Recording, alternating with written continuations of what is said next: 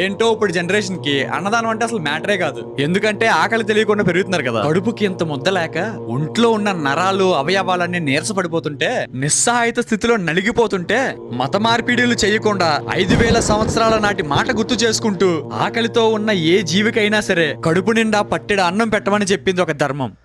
ఆ ధర్మాన్ని అనుసరిస్తూ ఎందరో నిస్వార్థంగా అప్పటి నుండి ఇప్పటి వరకు అన్నదానం చేస్తూనే ఉన్నారు. అసలు అవతల వాళ్ళ ఆకలి తీర్చే అన్నదానం మొదలు పెట్టిందే సనాతన ధర్మం. అలాంటి పాలనలో కొంతమంది గొర్రెల్లా మధ్యలో దూరి ఆకలిని అలుసుగా తీసుకుని మత మార్పిడిలు చేస్తున్నారు. కడుపుకి తినే కూడిని మతంతో కడుగుతున్నారు. మనం తెలుసుకోవాల్సింది ఏంటంటే, ఆకలితో ఉన్న వాళ్ళకి కడుపు నింపడం సేవ కాదు, బాధ్యత. సాటి మనిషిగా మన బాధ్యత. ఈ మాట నేను చెప్తుంది కాదు, మన పురాణాల్లో వేదాల్లో చెప్పిన మాట. అందుకే ఇప్పటికీ ఎన్నో దేవస్థానాల్లో వచ్చిన వారికి లేదనకుండా కాదనకుండా నిత్య అన్నదానాలు చేస్తూ ఎంతో మంది కడుపు నింపుతూనే ఉన్నారు. అందుకే అన్ని దానాల కన్నా అన్నదానం